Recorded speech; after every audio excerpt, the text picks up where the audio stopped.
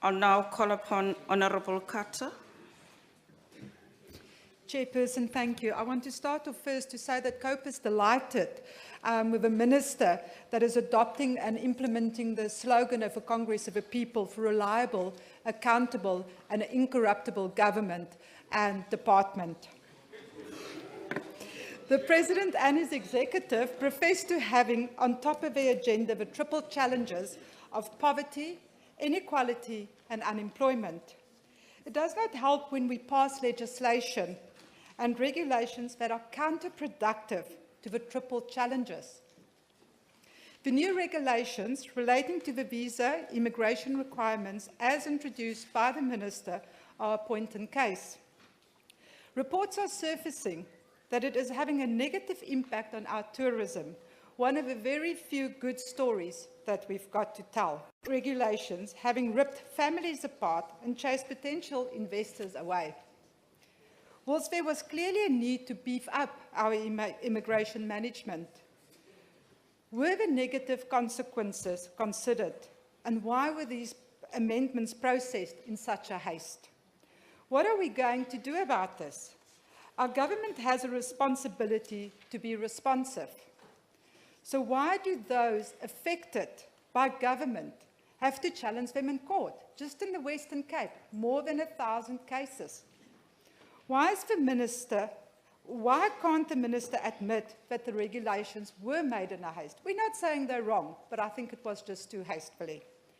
Shockingly, recent reports allege that the chairperson of the NCOP has hired undocumented foreign workers to work on her farm.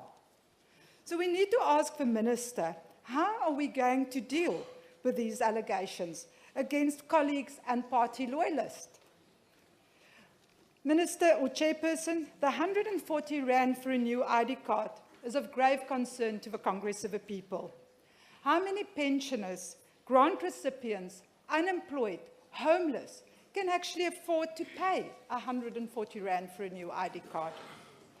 Did the department actually issue 100,000 ID cards by the end of March, as they anticipated to? Did the affordability actually impact on them producing the 100,000, as the first 2.5 months was set to be rolled out for pensioners? Is the turnaround time now 30 days instead of the 54 days to issue an ID document? Chairperson, importantly, why will a border management agency only be established in 2017? Considering that both the combating transnational crime and terrorism and the fostering of trade and tourism are priorities of the President. That is, and from the Minister and the Deputy Minister's side, we can smile. COPE is concerned about the continued challenges experienced by the department. The non-integration of an IT system, taking into consideration the millions that have been spent over the last couple of years, we still do not have an integrated IT system. Honourable Member, you're left with 1 minute. Lack of capacity in the inspectorate, financial management.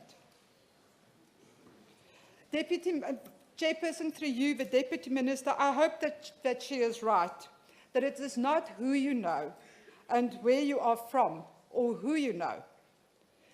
That also, I suppose, would mean that we will not have any more Gupta landings at Air Force bases.